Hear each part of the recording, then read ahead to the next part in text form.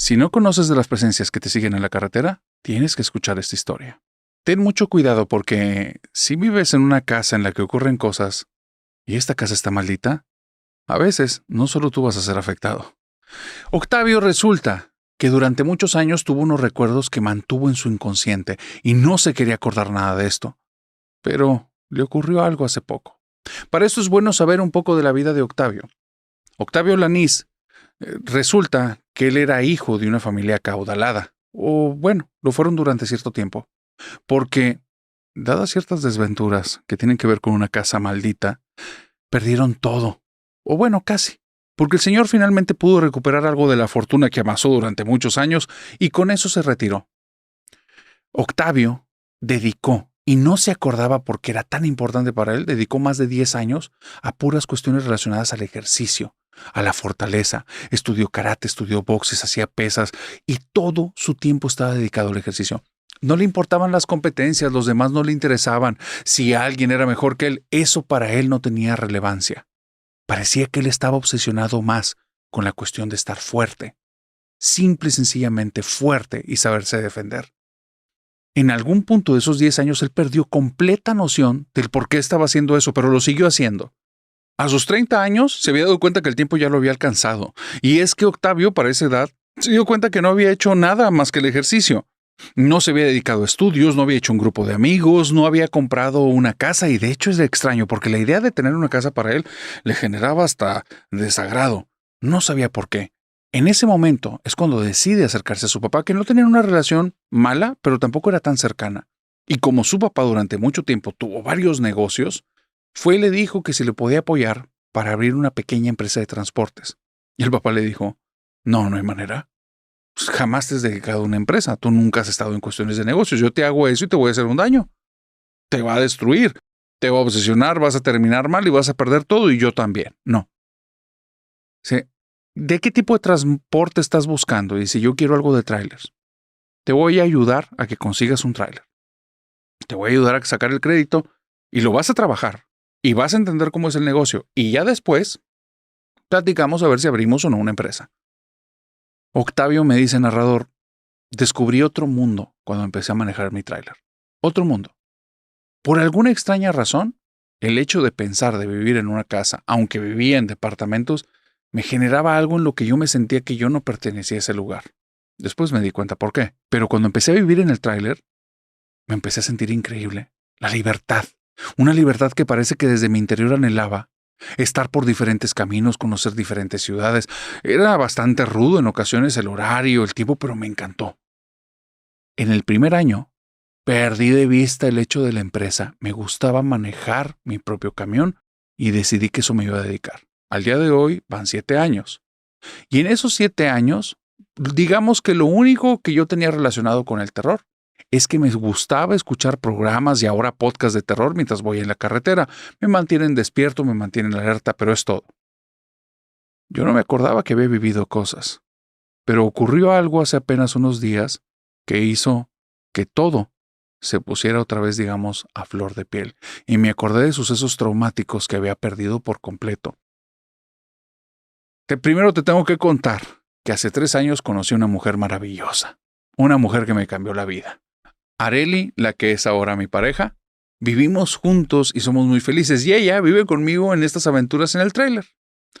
El punto es que hace cerca de una semana me despertó estando en una parada del tráiler y estando ahí en la parada me despertó en la noche y estaba asustadísima. Jamás la había visto así.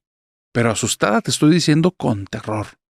Ella me comentó que en esta zona en la que estábamos, que había un paraje de árboles bastante amplio, en cierto momento de la madrugada, como que algún sonido la despertó, y al abrir los ojos, comenzó a escuchar como desde fuera de la cabina, desde el lado de donde estaba ella, del copiloto, comenzaban a susurrar su nombre, voces de hombres, de mujeres, de niños, pero venían desde los árboles. Y decía que no eran voces normales, eran como voces cargadas de dolor y de miedo. Y decían algo así como, Areli, Areli. Y empezó a escuchar eso tantas veces que casi cae en un ataque de pánico y ese sonido fue tan escalofriante que casi al instante pierde el control y si no es porque al voltear me ve a mí, hubiera estado ahí casi perdiendo la razón gritando. Me tomó y es cuando me despertó y bueno, estuvimos el resto de la noche esperando la mañana platicando e intentando hacer que ella se tranquilizara. Al día siguiente, está de más decirte, estábamos muy cansados. Fue en ese mismo viaje cuando, digamos, a la mitad del viaje, nos topamos por una zona que ya nos habían dicho que pasaban cosas extrañas.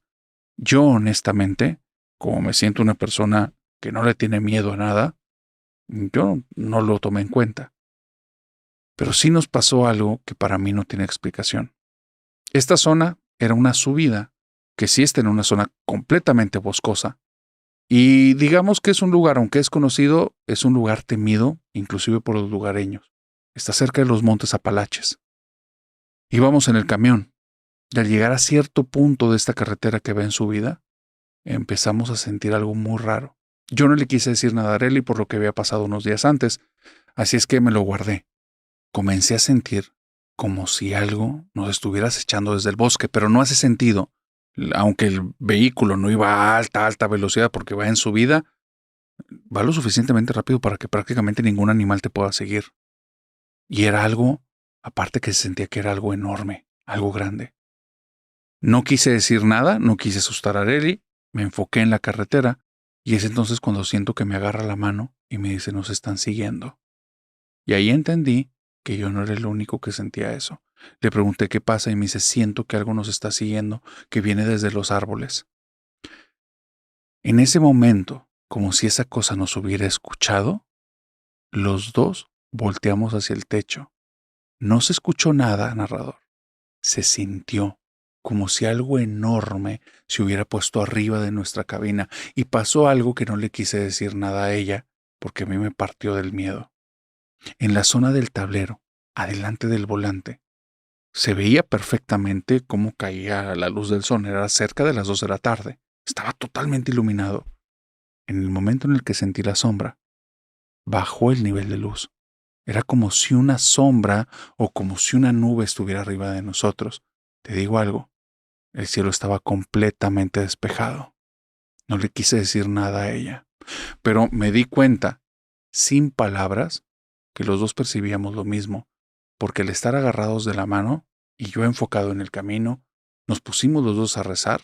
Primero inició ella, yo le seguí, pero me di cuenta que cuando yo sentí que esa cosa se movió del techo hacia mi costado como si quisiera asomarse hacia adentro de la cabina, ella volteó hacia allá. Yo no quise voltear para que no pareciera que estuviéramos como los dos percibiendo lo mismo y nada más le apreté la mano y empecé a rezar con la voz más alta. Ella también siguió rezando y seguimos avanzando y el tráiler empezó a fallarnos. Nunca nos había fallado, lo tenemos con perfecto mantenimiento. Y ahorita te digo cómo eso no tiene mucha explicación, pero esa cosa después de asomarse adentro de la cabina empezó a moverse por la zona de carga, por donde llevamos esta caja, y empezó a moverse y yo sabía dónde estaba porque mi esposa no faltaba de voltear a uno y otro lado y con su mirada sabía dónde veía ella y era donde yo sentía esa cosa. Cuando salimos del camino pasaron dos cosas. El tablero se iluminó otra vez completamente. El sol llegaba otra vez sin que nada lo cubriera. ¿Y sabes algo? El tráiler no nos volvió a fallar. No tenía sentido. No tenía sentido esto.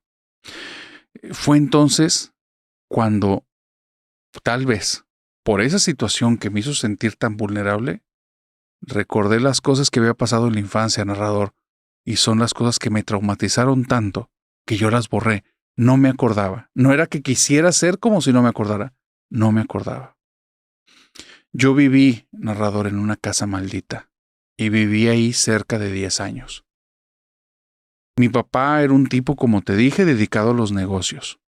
Y él tenía una joyería y se había hecho de varios negocios, le iba muy bien.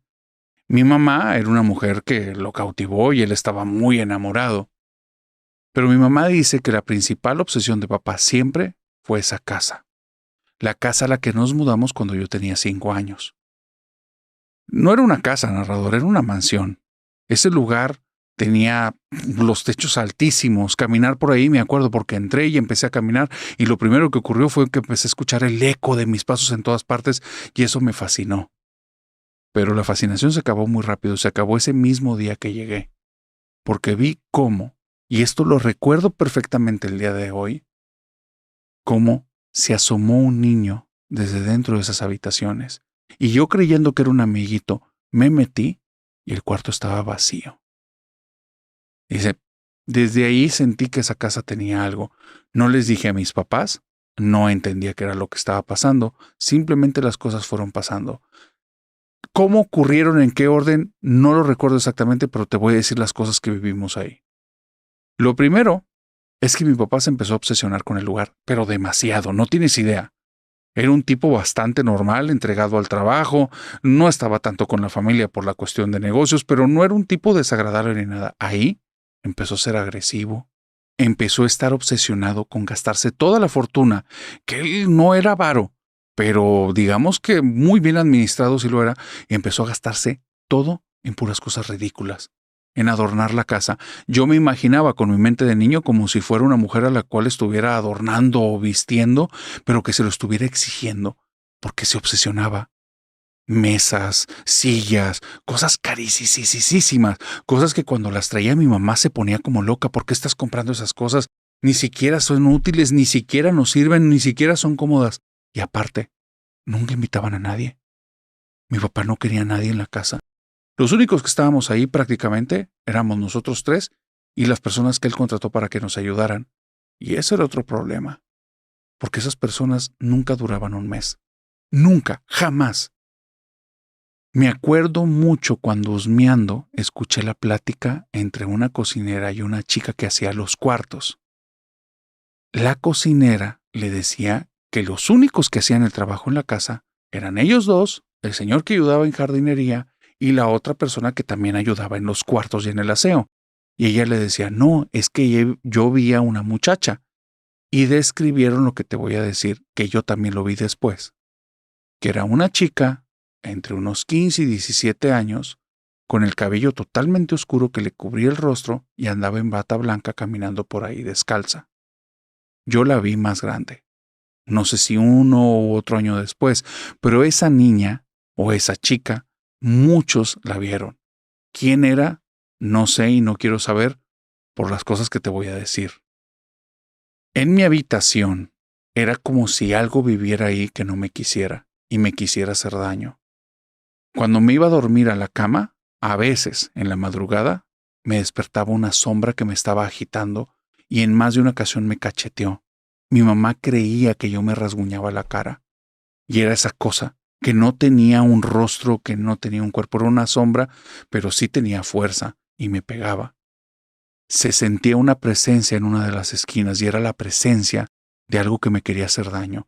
Era como si estuvieras enfrente de un perro rabioso, pero no lo escuchas, solo lo sientes, pero del tamaño de un toro. Era horrible. En mi closet, que era un closet enorme, que nunca entendí por qué, porque yo no tenía tanta ropa, pero en ese closet enorme, en más de una ocasión escuché pasos adentro, y cuando me acercaba y pegaba el oído para escuchar bien qué era el ruido que se estaba generando ahí, me tocaban justo en mi oreja 3 veces desde adentro.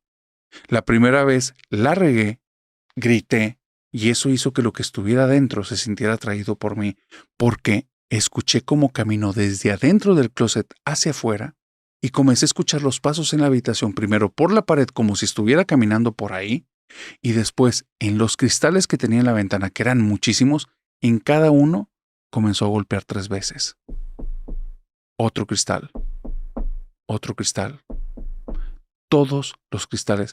Yo me quedé impactado, tenía mucho miedo, porque aparte sentía como esa cosa me estaba diciendo, este lugar es mío y tú me perteneces. Todos los días tenía acoso por una u otra cosa. Había sombras que entraban por las paredes de mi cuarto.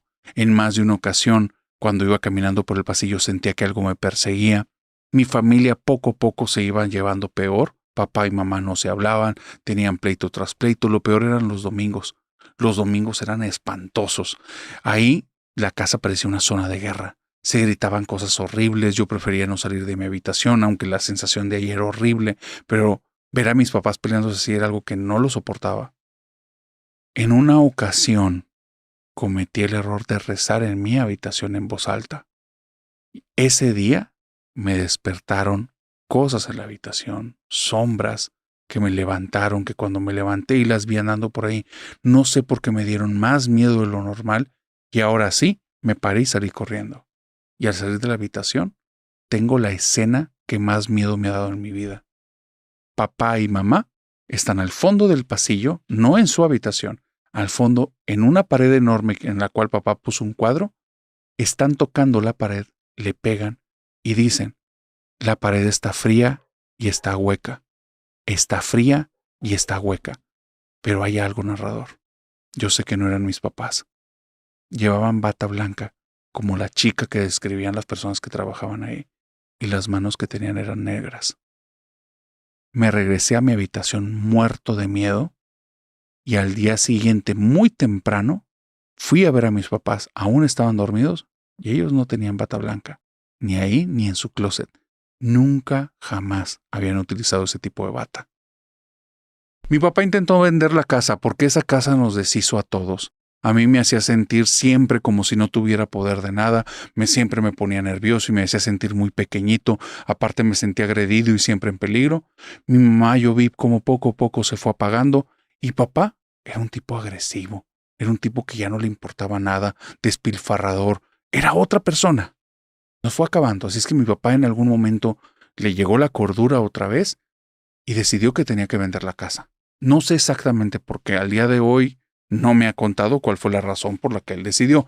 El punto es que la casa no quería que la vendiéramos, porque me acuerdo perfectamente que él nos contó que el día que la puso en venta, la puso en un costo muy, muy barato. Era de risa lo que le había puesto, considerando el tamaño del lugar. No, era una ridiculez. Más de 40 personas hablaron en la primera semana y se repitió la misma historia con todas. Al día siguiente, después de decir, oye, no ocupo ni ir a ver la casa porque te conozco, sé quién eres, conozco tu historia, si me dices que está bien, te creo. Al día siguiente de eso, hablaban con miedo, diciendo, disculpa, se presentó algo, no la voy a comprar. Todos los 40. Mi papá quedó tan impactado porque eso jamás le había pasado. Y había otro dato. Nunca les pudo sacar el por qué. ¿Qué fue lo que vivieron? ¿Qué fue lo que pasó? ¿Por qué cambiaron de opinión? Todos decían lo mismo. Entonces mi papá entendió que pasó algo ahí muy raro. Ahí fue cuando mi papá dijo, aquí está pasando algo. Y empezó a traer chamanes, brujos, personas que hacían limpias, personas que se ponían a hacer oración. Iba y se metía de repente una semana en una iglesia y después traía aquí el sacerdote y personas que estaban ahí rezando. La casa fue un desfile de personalidades que no te puedo decir. Y me acuerdo perfectamente que un día, estando ahí con un grupo de no sé dónde, que estaban haciendo unos rezos raros, las puertas de los cuartos comenzaron a abrirse y a cerrarse, y de ahí empezaron a salir sombras que pasaban de un cuarto a otro. No sé qué pasó. Yo sentí como si la casa nos quisiera correr de ahí, porque mi papá recibió una oferta después de esos rezos, y era una oferta que era ridícula, pero aún así era muchísimo dinero. Era peor que lo que él estaba, digamos, proponiendo para la compra. Y la persona que le ofertó, mi papá le dijo, es una broma, y le dice, no, hagamos la transacción, me interesa.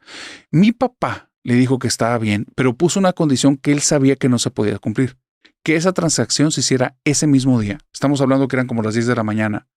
Regresó a las 3 de la tarde y habían hecho la transacción.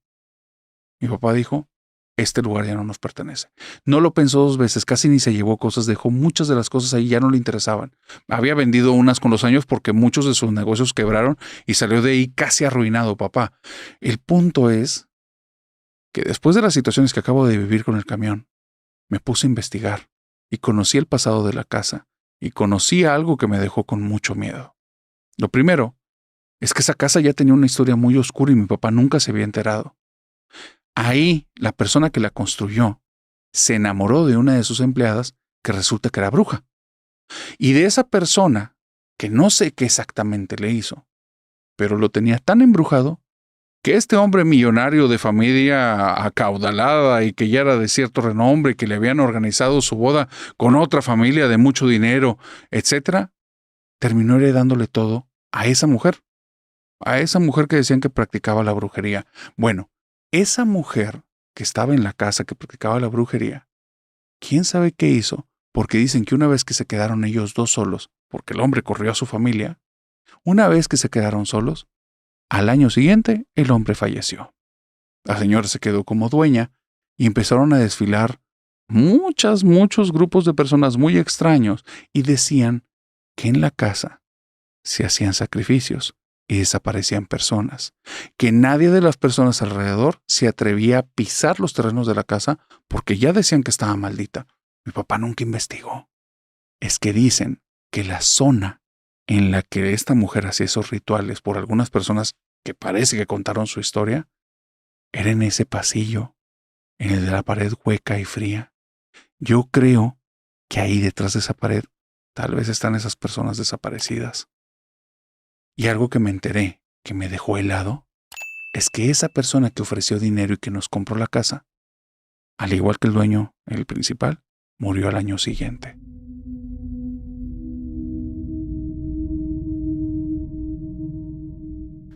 Imagínate que vienes de un linaje de brujas y que a lo largo de generaciones toda tu familia ha tenido cierto tipo de poder sobrenatural. Yo sé que suena ficción, pero esta es la historia de Camila y ella el poder que le tocó, digamos que nadie lo desearía.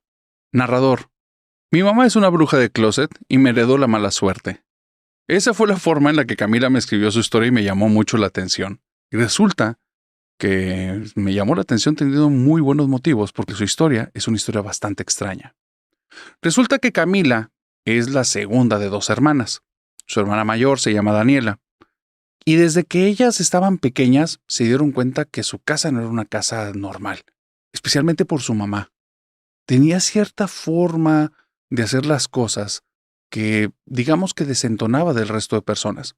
Su mamá, es bueno saberlo, era una persona muy amorosa, muy cariñosa con ellas, muy cercana, pero muy formal en ciertos temas. Temas que tuvieran que ver con cuestiones espirituales, con la muerte. No era una persona que se pudiera darte cátedras, solo que era un tema que, digamos que ella le mantenía mucho respeto. En la casa de Camila y de Daniela no había una religión específica. No era una familia que estuviera determinada a creer en cierto marco de creencias. La mamá nunca hablaba de ese tema. Pero había momentos que ellas se daban cuenta que ella hacía cosas raras. No malas, simplemente raras. De repente, cuando ellas llegaban de clases en más de una ocasión, se dieron cuenta que ella estaba pasando con algún tipo de artilugio extraño alargado que aventaba humo e iba caminando por la casa, y parecía que estaba tan metida en eso que no se dio cuenta que las niñas llegaron a la casa. Cuando las veía, entonces rápidamente escondía las cosas que estaba utilizando, apagaba ese fueguito, ese humo, y después llegaba a hablar con ellas como si nada hubiera ocurrido. Notaban que en muchas ocasiones, cuando ellas salían de casa, mamá dejaba limones con un vaso con mucha agua, pero también hacía cosas raras. En algunas ocasiones, recuerdan mucho que mamá era como muy obsesiva en que fueran a algún río.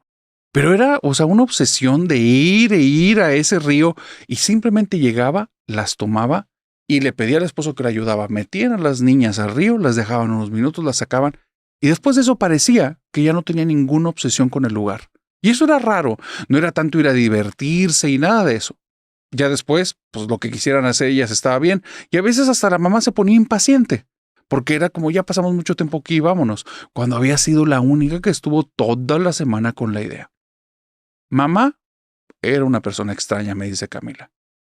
Y durante muchos años, tal vez hasta después de mi adolescencia, entendí qué era lo que pasaba. Pero lo entendí de una forma, narrador, que, digamos, tal vez no fue la más conveniente. Lo primero que nos ocurrió a mí y a mi hermana, que nos hizo darnos cuenta de esta realidad rara de la familia, aparte del comportamiento de mamá, fue un Día de Muertos. En un Día de Muertos, mamá y papá se habían adelantado al panteón, iban a hacer visita a un hermano de mamá que había fallecido unos años atrás. Yo quedé que me iba a ir con Daniela para allá para el panteón, nosotros los alcanzábamos. Para entonces Daniela ya trabajaba. Y es ahí cuando Daniela me dice, oye, no tengo dinero para pagar el taxi, entonces no hay forma de llegar al panteón. Ay, me quedé como un poquito triste y le dije, bueno, pues ya cuando llegue mamá nos disculpamos.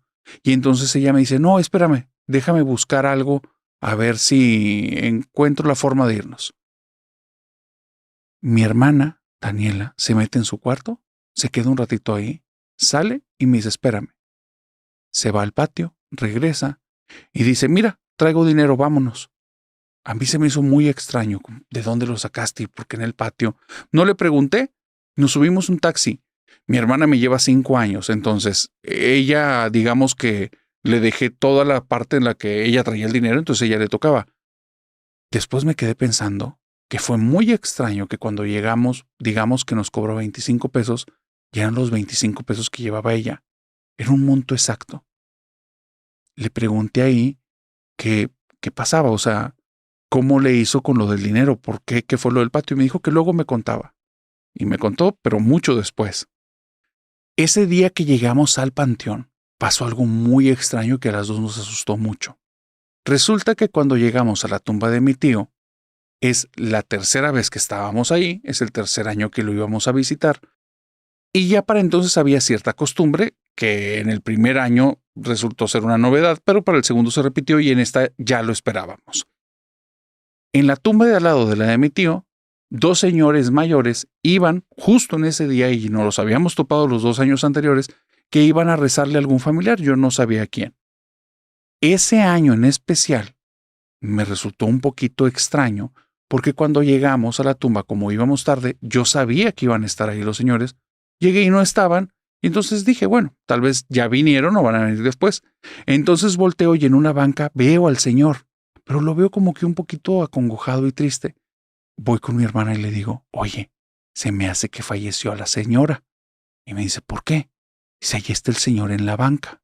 Voltea a mi hermana y voltea muy asustada conmigo y me dice, volteate para acá, no lo voltees a ver. Yo no entendí por qué esa reacción de mi hermana. Como a los 10 minutos, llega la señora, toda vestida de luto. Mis papás la saludan y le dicen, como no nos diga. Y dice, sí, pues falleció mi esposo a mitad de año. Y entonces saca una foto del esposo, el señor que yo estaba viendo sentado en la banca de atrás y mi hermana también, y entonces la pone sobre la tumba. Y yo estoy pensando que es alguna especie de broma media macabra que nos están jugando, cuando mi hermana dice, no voltees. Yo le digo, ¿por qué? Es que no tiene pies el señor de la banca. Y en verdad, no tenía pies. Era el fantasma del esposo de esa señora.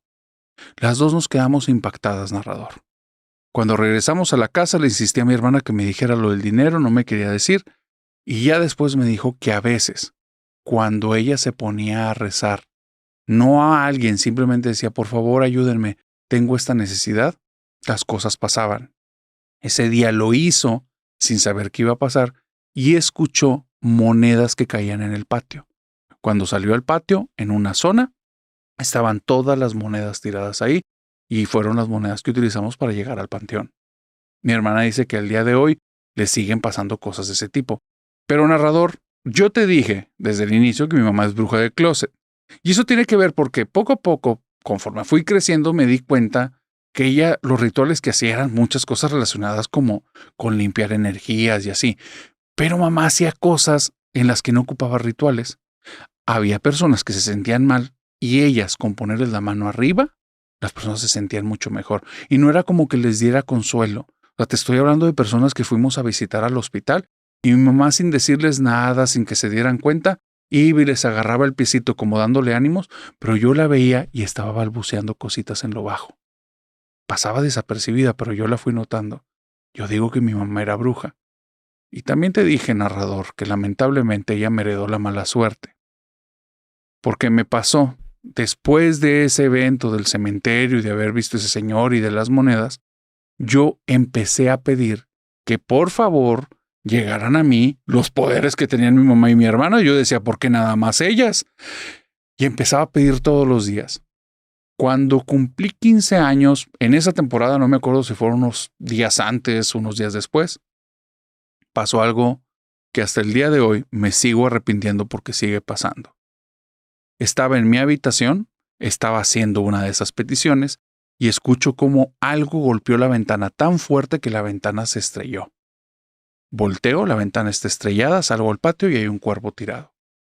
A partir de ese día, narrador, toda mi familia, incluyéndome, tuvo muy mala suerte durante una temporada medianamente larga, como 6 meses. Mi papá se queda sin trabajo. Mi mamá, cada vez que hace eso de tocar personas, se empieza a sentir muy mal y empieza a dejar de hacerlo. Mi hermana, por alguna extraña razón, le empieza a ir muy mal también en el trabajo y la terminan despidiendo. Consigue otro trabajo y es un trabajo que le pagan muy poco, las personas la tratan muy mal y yo empiezo a desarrollar continuamente como que enfermedades gástricas. Voy con uno y otro doctor, me recetan pastillas como para los síntomas, pero yo sigo con problemas. Después de 6 meses, mi mamá trajo un par de amigas, por eso sé que es bruja de closet y no nos dice, y hicieron cosas en la casa que no nos invitaron, ellas estaban solas y fue un día que estuvieron nada más, pero después de eso, todo regresó a la normalidad. De ahí, se volvió a obsesionar con llevarnos al río y que entráramos, y ahí empecé a entender los patrones de mamá. Estaba metida con cosas de este rollo de energías. Yo esperaba que lo del cuervo hubiera sido nada más como un caso como fortuito. Simplemente pasó. Al día de hoy sé perfectamente que mi mamá lo que me heredó a mí fue la mala suerte. Porque pasó el tiempo, pasó como un año, año y medio.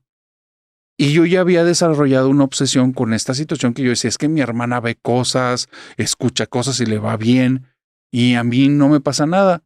Al grado en el que terminé yendo con un psicólogo, porque sí me sentía media perdida ya en muchos asuntos.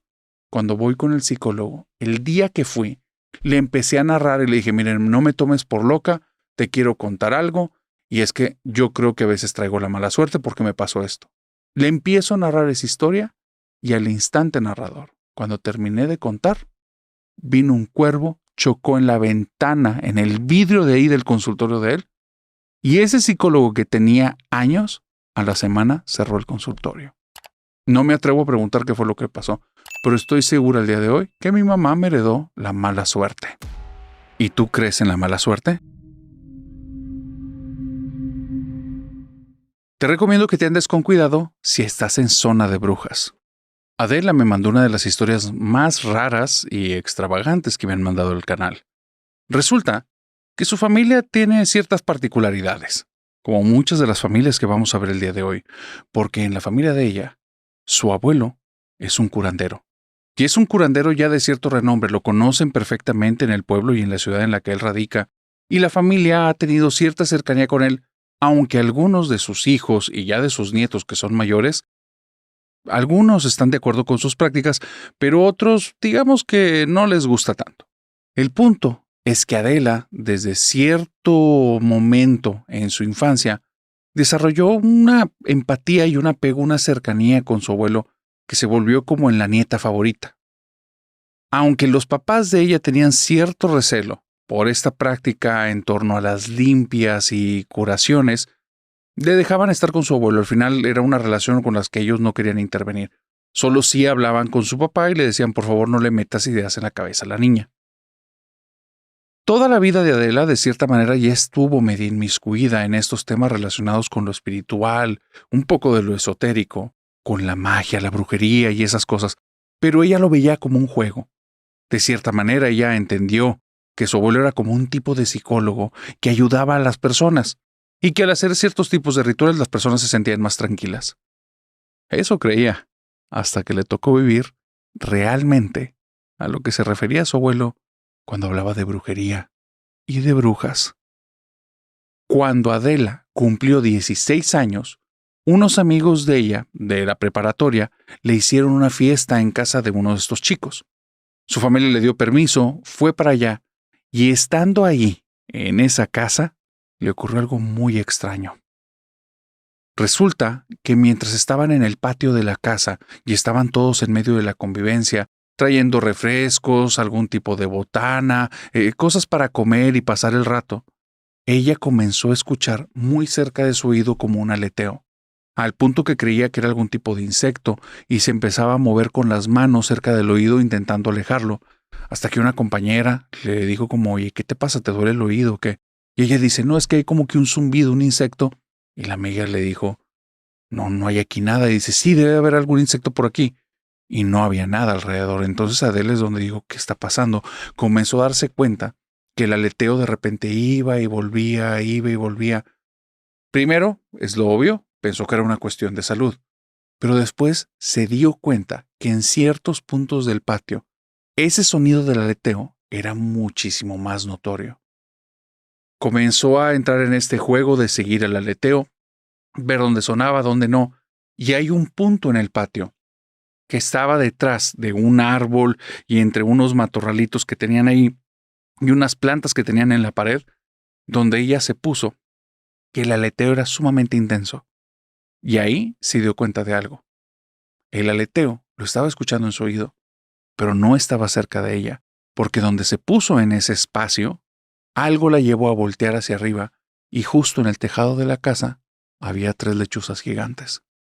Cuando le estaban viendo, movían las alas y se detenían, y era justo el momento en el que detenían que ya dejaba de escuchar el aleteo. Cuando vio eso, se asustó un montón. Quiso salirse de la fiesta corriendo, pero su abuelo ya en algún momento le había hablado de las brujas y le había dicho que tuviera cuidado con ellas, así es que no quería regresarse sola a casa. Se puso de acuerdo con un par de amigos, pidieron prestado un vehículo y total que se fueron para allá. Fueron, la dejaron, no era tan lejos.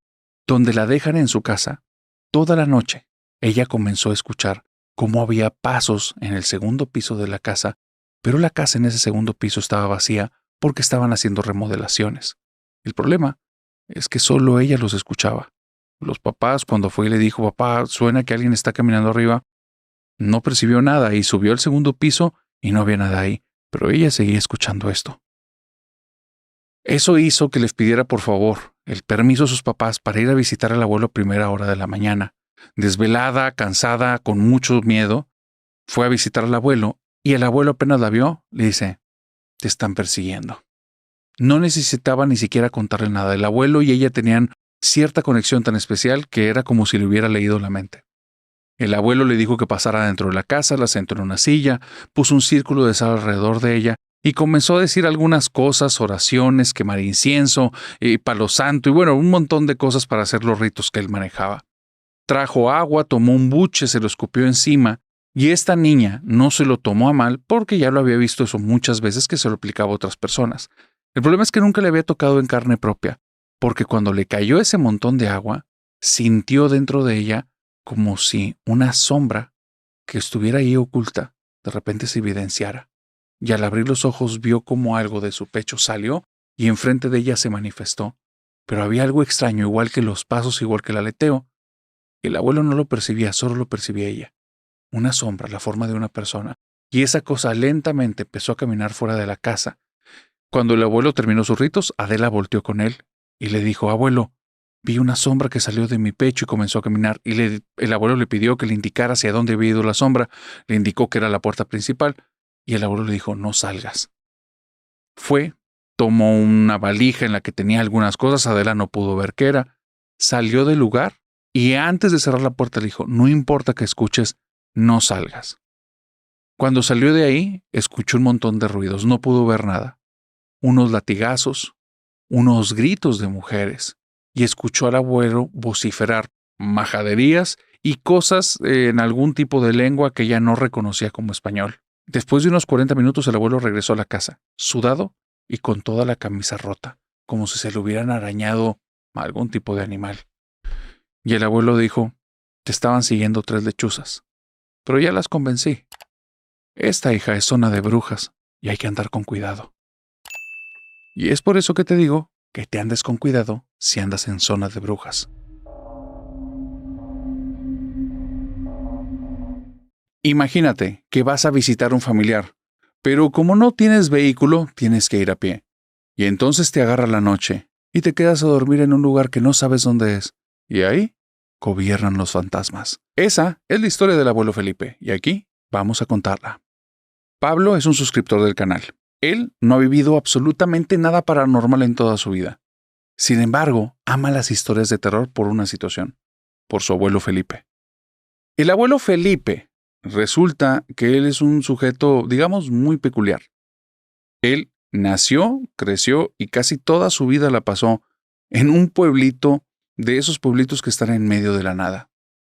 tuvo costumbres muy extrañas porque estamos hablando que este hombre nació por allá de 1940, 1950.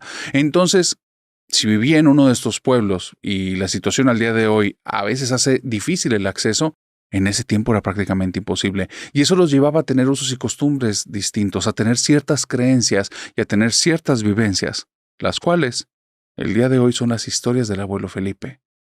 Y esas historias del abuelo Felipe han cautivado a toda la familia de Pablo. Y esta que te voy a contar fue la primera que hizo que Pablo no pudiera dormir. Resulta que cuando el abuelo Felipe era apenas un niño, él vivía con su mamá y su papá y tenían una costumbre, y era que cerca del final del año iban a visitar a su abuela paterna, la mamá del papá. Ellos no tenían ni carro, ni carreta, ni bicicleta. Se iban caminando. El pueblo estaba en medio de la nada, y el pueblo de la abuela del señor Felipe, del abuelo Felipe, estaba más o menos a 2 días de distancia. 2 días caminando. Algo que al día de hoy puede ser impensable, que solo algunas personas extremas lo viven, para Felipe fue lo normal, era parte de las tradiciones familiares. Ellos cargaban con pocas cosas. No era de ir y pararse en tiendas en el camino, no. Ellos solo se llevaban un par, como de valijas, en las que metían algo de comida, un cántaro en el que ponían agua y, simple y sencillamente, 2 mantas bien pesadas. Una para los que eran los adultos, papá y mamá, y otra para Felipito. Comenzaban el camino. El camino iban a muy, muy buen paso. Y el papá no era de utilizar algún tipo de mapa o brújula. Sabía por dónde era el camino. Aunque Felipe se acuerda que cada vez que iba en el camino, la ruta era distinta. Pero siempre llegaban al lugar. Así es que confiaba en su papá. El problema es que era muy cansado ese camino. Era, levántate antes de que salga el sol y duérmete apenas anochezca. Era tan pesado el día, porque no paraban de caminar, que en los momentos en los que anochecía, él ya estaba desfalleciendo. Era un niño, y lo hacían caminar la mayor parte del camino porque los papás no iban a soportar ir caminando con él en brazos. Así es que ya te puedes imaginar el tipo de condición. Y aparte hay un detalle. A veces en esos lugares había muchas colinas por las que había que pasar. Y fue justo en esta ida a la casa de su abuela paterna donde ocurrió esto. Cuando va terminando el primer día, están subiendo una colina que él no recuerda haber visto nunca. Y el papá va muy seguro y le dice, vamos a dormir en la parte alta y es más seguro. Ahí no nos van a atacar los coyotes. Entonces, cuando él llega a la parte alta, está tan cansado que prácticamente lo único que le está prestando atención es a las piernas de su mamá que va adelante. Ya su mamá, como lo ve muy cansado, lo lleva de la mano y todo el tiempo le está dando tirones para que no caiga desfallecido. Y entonces cuando llegan a la parte alta de la colina, el papá carga al niño, carga a Felipe, lo sienta en el suelo y le avienta la manta encima y le dice, duérmete. Ahí directamente en la tierra. Parte de las costumbres, parte de las situaciones, de las vivencias de ese tiempo. Felipe se acuerda que cuando se está tapando, su papá nada más le dijo, Felipito, acuérdate, aquí no te puedes destapar. Y dice, sí, papá, escúchame bien porque no es broma, no te puedes destapar y no dejes que los condenados te levanten. Te vas a levantar cuando escuches mi voz y cuando veas el sol, no antes. Sí, papá, estaba muy cansado. Solo se quedaron las palabras del papá ahí. Avanzó la noche. No sabemos en qué punto fue, porque Felipe estaba tan cansado que debía haber dormido como tabla hasta el día siguiente. Pero no, algo lo despertó. A mitad de la noche, comenzaron a escucharse ruidos alrededor de él, cadenas, pasos. Estaba a punto de levantar la manta cuando el papá volvió a hablar. Felipito, ya escuché que te estás moviendo. No te levantes. Aquí no te destapas hasta que te hable en la mañana y haya sol. No dejes que los condenados te levanten. El niño se asustó. Ahora sí había entendido el mensaje. Eso que estaba escuchando eran los condenados. ¿Pero qué son los condenados? No sabía. Felipito no conoce este tema. Así es que agarra la manta y se la pega toda contra la cara y empieza a escuchar cómo los pasos se van acercando cómo cada vez son más cadenas, y ahora, cuando los pasos están cerca de él, comienza a escuchar lamentos. Lamentos por todas partes. Voces primero de hombres, que suenan donde se están lamentando como si tuvieran un gran dolor y tuvieran que expresarlo solo con un sonido.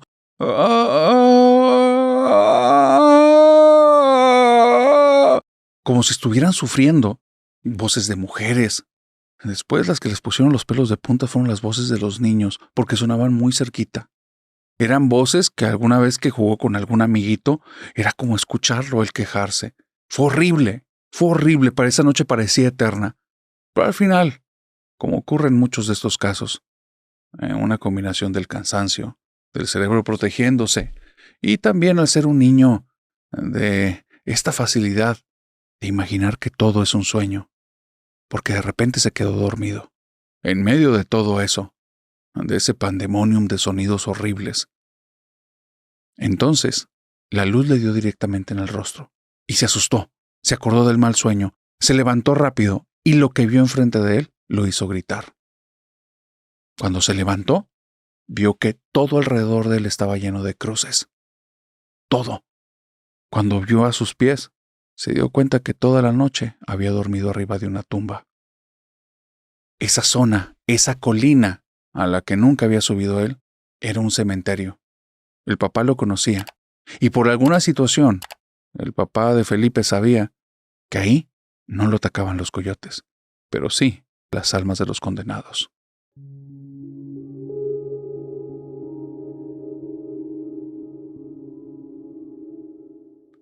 Si has estado alguna vez en alguna casa embrujada, quieres escuchar esta historia. La familia de Dolores se ha dedicado desde hace ya un par de décadas al tema de las bienes raíces. No sé qué nombre tenga en el país en el que estás, pero es la compra y venta de casas y propiedades de ese estilo. Ellos les empezó a ir muy bien en ese negocio y poco a poco fueron involucrando a toda la familia. Estamos hablando que tanto papá como mamá, cada uno tenía, digamos, su pequeña empresa relacionada a bienes raíces y los hermanos de cada uno también estaban inmiscuidos. Por eso no era extraño que Dolores viera que su familia tenía muchas casas. La realidad es que algunas las tenían en renta, otras las habitaban ellos y otras las compraron para remodelarlas y venderlas. Por eso ella no entendía algo. Veía cómo venían y se iban las casas, cómo cambiaban continuamente, cómo iban de un lado a otro, vivían una temporada en una y cambiaban de colonia, pero no entendía por qué.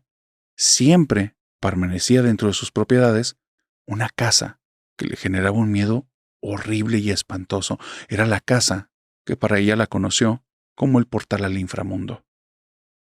En esa casa Dolores tuvo vivencias muy extrañas, al lado de su prima Karina.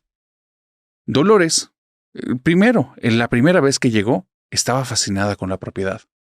Era la única propiedad que había visto dentro de las múltiples propiedades de la familia que tenía un pozo de agua. La casa era una combinación como de dos estilos arquitectónicos. Por una parte, una construcción normal, una casa urbana, muy relacionada con un estilo contemporáneo, pero pegado, un tipo de cabaña antigua, en un muy buen gusto, bastante rústica. Era como si una granja o una cabaña que se hizo con pedacería la hubieran mantenido, la hubieran respetado y después al lado hubieran construido una casa de lujo. Era muy extraña la construcción. No era bonita, pero por alguna situación la tenían así. Esa casa tenía un terreno amplísimo, el cual no lo utilizaban para nada. Decían que en el pasado parte de los primeros dueños tenían parcelas ahí de cosas que cultivaban. Pero ella le tenía miedo a todo ese terreno, porque como te digo, primero llegó y se fascinó. Así es que cometió el error de explorar el lugar. Y el peor error es que lo exploró sola. Donde llegó a la zona que antes era parcelas, que al día de hoy simplemente hay un tipo de follaje muy, muy leve y tiene muchas partes en las que hay piedra y tierra, vio cómo algo se movía y cuando se acercó, vio que una mano estaba saliendo de la tierra. Se quedó impactada, se quedó viendo eso, y cuando vio que llegó a la zona de la muñeca y esa cosa seguía saliendo, corrió directamente hacia la casa. Los papás acababan de adquirir la propiedad. Ellos también estaban buscando y viendo detalles del lugar. Los papás en ese momento Parecía que estaban enfocados en remodelar y vender. Por eso no entendió cómo fueron pasando los años y no se deshacían de ese lugar.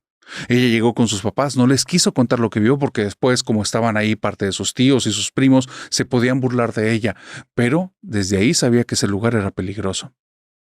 Cuando estuvo con Karina, porque de repente comenzaron a pasar ahí temporadas, ella le decía a Karina, no vayas al patio grande, hay cosas malas. Y Karina le decía, uy, ya vas a empezar con tus cosas, tú eres bien miedosa, tú siempre sales con historias raras, este lugar está bonito, vamos a jugar. Pero Dolores había visto algo que nadie más se había topado, sabía que le estaba advirtiendo de algo real y le molestaba mucho que su prima Karina no le entendiera. Por eso comenzó a pensar en más zonas de la propiedad en las que pudieran estar sin que ella se sintiera incitada a ir directamente a esa zona del patio. Lo peor es que la zona del patio no era lo más fuerte de esa casa. Lo más fuerte era el pozo de agua. Y lo descubrieron ese día. Llevaban una temporada, cerca de 2 semanas viviendo ahí. Justo estaban haciendo reparaciones los papás en la parte principal, no en la cabaña. Y ellas decidieron ir a este pozo de agua que estaba entre las construcciones y la parte amplia del patio. Cuando estaban en el pozo, los papás nada más les dijeron tengan cuidado, si se asoman no se asomen mucho y no vayan a intentar bajar ahí porque tal vez es un lugar muy peligroso y no sabemos qué hay abajo. Ellas, como ya habían estado en remodelaciones, tomaban precauciones, pero se iban en un plan de juego. Así es que llegaron al pozo y se toparon con algo muy extraño. El pozo, a primera vista, se veía como si fuera un pozo muy profundo, pero ya estando cerca, cuando se asomaron se llevaron una decepción. Había un tipo de tapa metálica, algo que bloqueaba que pudieras ver al interior del pozo. ¿Por qué estaba eso ahí? No hacía sentido. ¿Por qué tenía una estrella grande marcada ahí con unas varas de metal? Tampoco hacía sentido. Y esa estrella nunca la habían visto, pero se veía rara. Las 2 niñas estaban platicando y se pusieron a jugar, a caminar alrededor de la orilla del pozo. Ya que si caían ahí había una tapa metálica y no había fondo, sintieron que no corrían ningún peligro. Y fue ahí cuando se dieron cuenta que los peligros de esa propiedad no eran solo físicos, eran de otro tipo. Primero, se subió Karina, comenzó a caminar. Le empezó a dar 2, 3, 4 vueltas y le dijo a Dolores, yo puedo ir más rápido y hacerlo mejor que tú. Y entonces Dolores dijo, a ver, déjame intentarlo. Cuando se subió Dolores, pisó la orilla, pero su pie izquierdo perdió un poco el balance y pisó directamente la tapa con la estrella. Cuando ella pisó eso, algo extraño le pasó. Lo que Dolores recuerda es esto. Cuando me moví y me balanceé, me dio miedo que me fuera directamente contra la tapa porque no vaya a ser que estuviera floja. Entonces me sostuve, puse el pie sobre ella intentando que fuera solo la punta y todo a mi alrededor cambió. Se volvió gris. Se volvió como si estuviera en medio de un tipo de neblina. Ya no estaba el pozo, ya no estaba esa tapa, ya no había nada. Y empecé a sentir extraño. Empecé a sentir como algo en el estómago, pero era como si algo se moviera dentro de mí y quisiera salir. Y empecé a escuchar a la voz de una mujer que decía, yo soy de aquí y tú no, yo soy de aquí y tú no. Pero era una voz que sonaba lejísimos, lejísimos. Y empecé a ver a todas partes buscando encontrar la casa, inclusive ese patio que me daba miedo. No había nada. Y empecé a gritar, Karina, Karina, ¿dónde estás? ¿Dónde te fuiste? ¿Dónde estoy? ¿Qué es esto? Y no escuchaba nada. Y de repente sentí que algo me tomó la mano y me movió. Cuando me moví, estaba en el piso, Karina también estaba en el piso y ella estaba llorando. Lo que Karina cuenta es que dice que en el momento en el que toqué la tapa, yo me puse como en blanco, no me moví y estaba rígida. Y empecé a decir con una voz que no era mía, yo soy de aquí, tú no. Yo soy de aquí, tú no. Y después de eso, mi prima por todos los medios me intentó quitar de ahí porque le dio miedo lo que estaba pasando y tuvo que dejarse caer con todo su peso sobre mi brazo para que las 2 cayéramos del pozo. Desde entonces sabíamos que ahí, en ese lugar, había algo raro. Intentamos decirle a papá, a mamá y a los tíos, nunca nos hicieron caso. Jamás nos hicieron caso. Aún no iban al pozo. Aún no revisaban la tapa. Pero seguían pasando cosas raras en la casa. En la cabaña no nos atrevíamos a entrar. porque en la ocasión en la que lo intentamos, vimos como la sombra de una mujer caminó de extremo a extremo y la vimos por medio de los cristales. El problema es que era de día y entraba la luz a la cabaña. Nosotros veíamos el interior. No era una mujer en medio de las sombras, era una sombra de una mujer caminando. Dolores y Karina terminaron esa temporada con el peor de los sustos. Lamentablemente, uno de sus tíos falleció. Y por alguna situación que ellas no terminaron de entender, la familia decidió que lo iban a velar ahí, en esa casa. La única casa que ya para las dos significaba un miedo directo. La única casa en la que pasaban cosas espeluznantes, cosas que ni siquiera le podían expresar a los demás porque no les iban a creer. El tío estaban llevando la velación con cuerpo presente en, digamos, la casa principal, esta que sí tenía una construcción bastante contemporánea, una casa bonita, lujosa. Ahí estaban haciendo la velación. Nunca habían hecho una velación de ese tipo. Siempre habían asistido a funerarias, pero ahora que tenían esta casa, parecía como si la casa los invitara a que actuaran de maneras extrañas. Mientras estaban en la velación, tanto Karina como Dolores no querían permanecer ahí. Era aburrido. Ese tío no tenían tanta relación con él, así es que no era como que se sintieran muy tristes. Casi no lo conocían. Así es que se fueron caminando por los pasillos. Nunca le habían dedicado tanto tiempo a explorar la casa.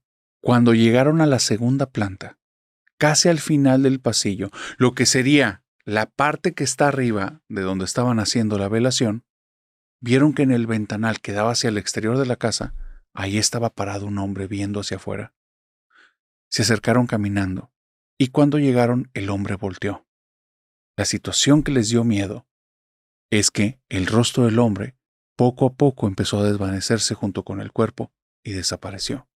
Ellas se quedaron las dos atónitas, y así se regresaron por el pasillo corriendo. No querían gritar porque las iban a regañar, estaban en medio de un velorio, y cuando llegaron a la parte de abajo, se quedaron totalmente asustadas. La fotografía del tío era el rostro del hombre que acababan de ver arriba. Parecía que esa casa se alimentaba también con espíritus. Y por eso Dolores dice que ella conoce el portal al inframundo.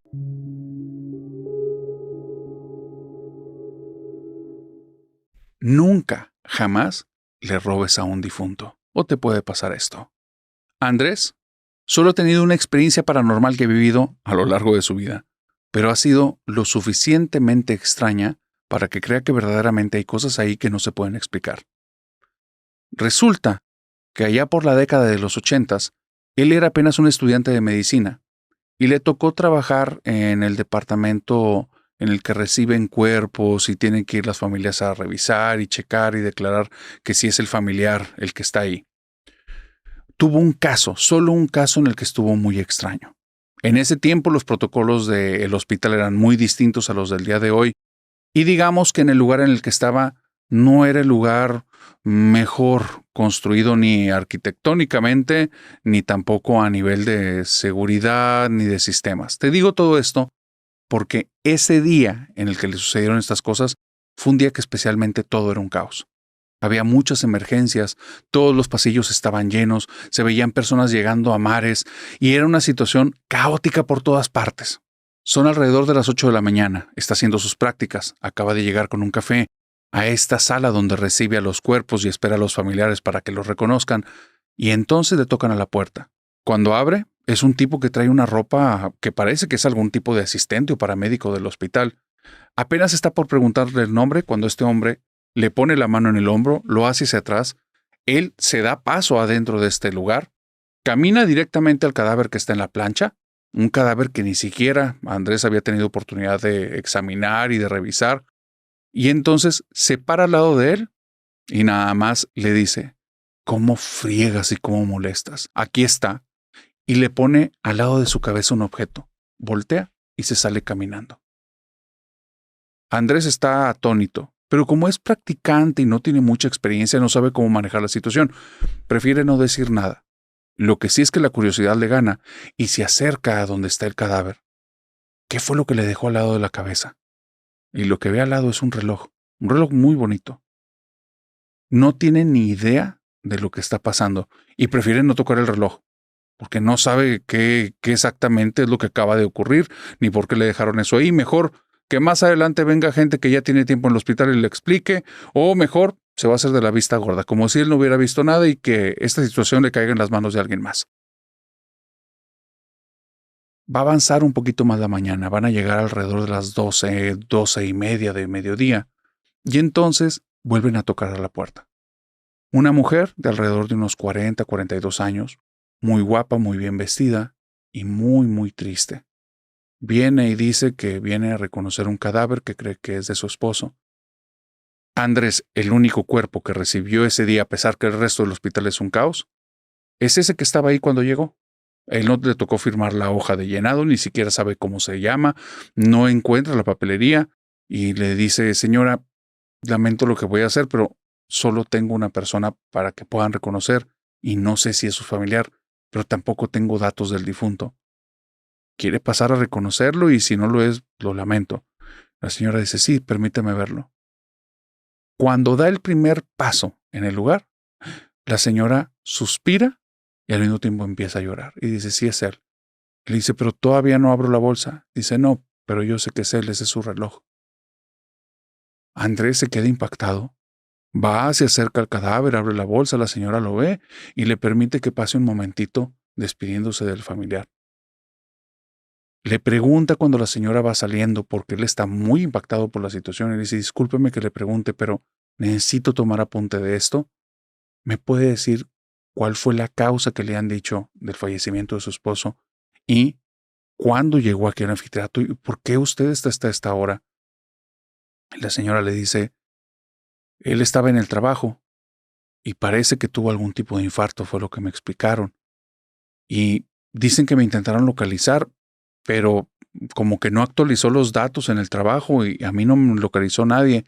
Como no llegó ayer a la casa, hoy por la mañana estaba hablando a la empresa para que me dijeran dónde estaba y me avisaron que hubo un accidente que tenía que verlos en el hospital. Y yo ya sabía que venía. Yo sabía que mi esposo padecía del corazón, entonces es algo desagradable, pero no fue una sorpresa. Y entonces Andrés hizo la segunda pregunta. Señora, ¿y por qué lo reconoció por el reloj? Dice, porque después de mí, su máxima adoración era el reloj.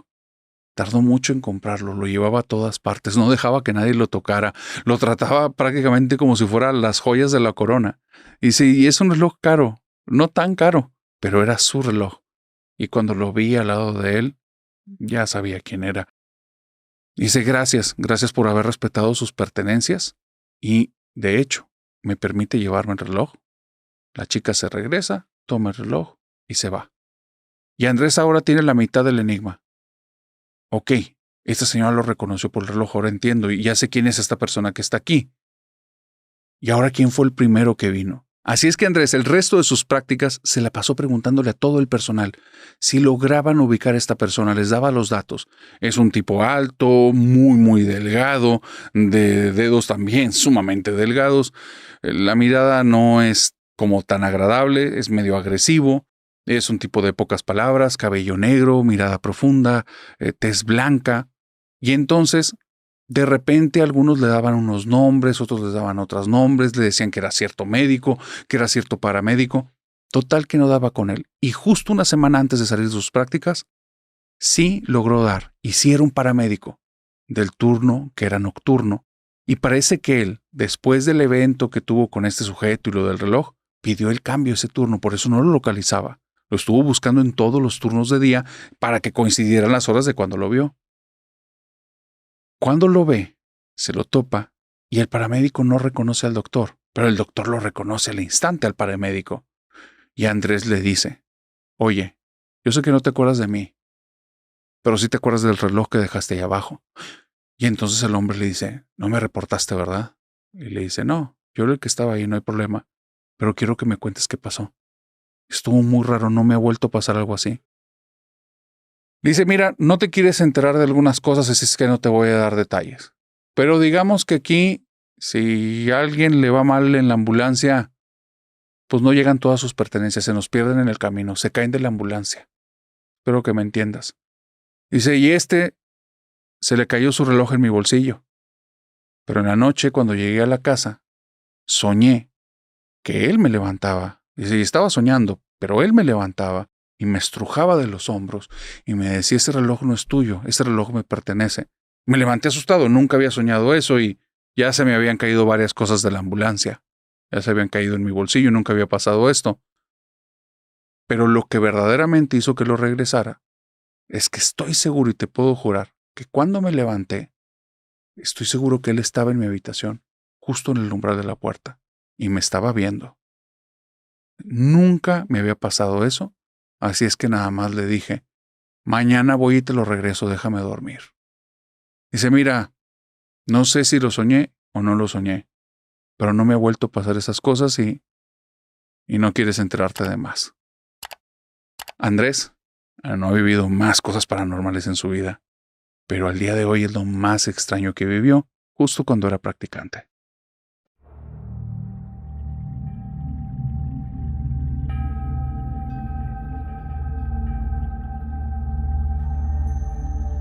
Si te gustan las historias de terror relacionadas con situaciones en hospitales, te va a gustar esta historia. Adrián no creía en historias de fantasmas, ni de espíritus, ni nada por el estilo.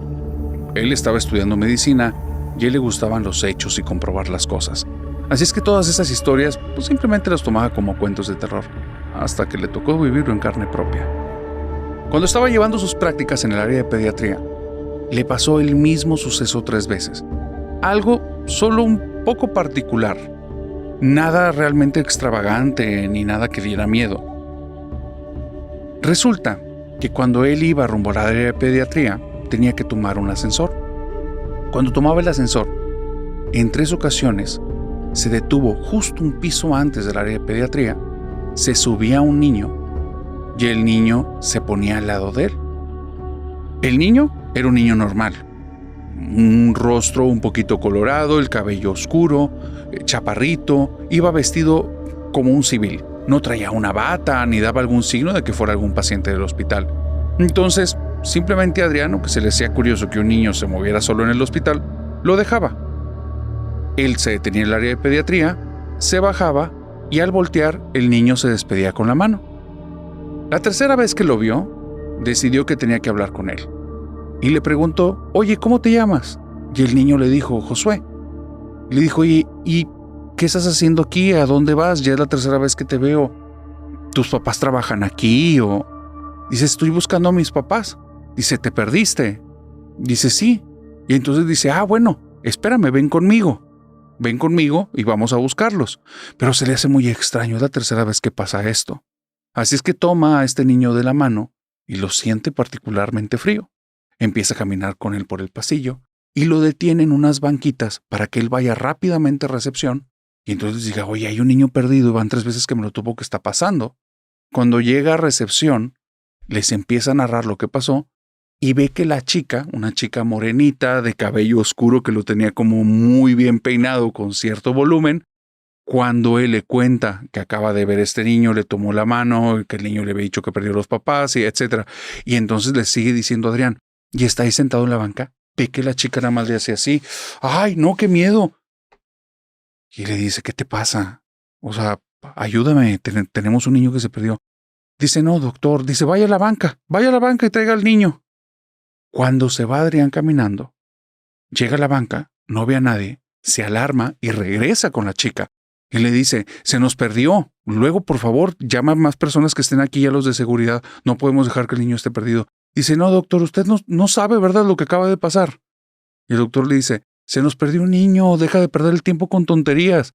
Doctor, es un fantasma. Usted no es el primero que viene a hablar de él. Dice, se llamaba Josué. ¿Sí? Sí, doctor. Yo tengo 5 años aquí. Desde hace 5 años, todos los días mínimo una persona viene y me cuenta la historia del niño que está en el elevador. Extrañamente nunca lo logra entrar a la recepción y se les desaparece. Es el mismo doctor. Adrián creía que esto era una tontería, o que era una broma que le estaban jugando, o algo por el estilo. El problema es que en las siguientes ocasiones que subió a ese elevador, no podía quitarse de la mente que en algún momento iba a entrar ese niño y ya tenía la idea ahí, ¿y si realmente hablé con un fantasma? Y pasó una semana, y pasaron 2 semanas, y pasaron 3 semanas, Y era más desgaste mental que realidad porque ya no pasaba nada. No le comentó a más colegas acerca de esta leyenda y de esta historia porque se iba a ver ridículo. Así es que se contuvo, lo dejó ahí. Y justamente, más o menos como 2 meses después, cuando ya lo había olvidado por completo, sale del elevador y entonces un compañero le dice, doctor, ¿y el niño que lo acompaña? Y cuando voltea, Adrián ya no vio nada dentro del elevador. Y le dice, ¿cuál niño? Y le dice, ese, el del cabello oscuro. Y las puertas se cerraron enfrente de él. Volteó con el colega y le dijo, ahorita te cuento.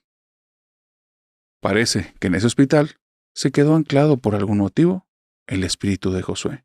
Esta historia se torna un poco más oscura para todos aquellos que conocemos del tema y sabemos que se dice que no hay fantasmas de niños.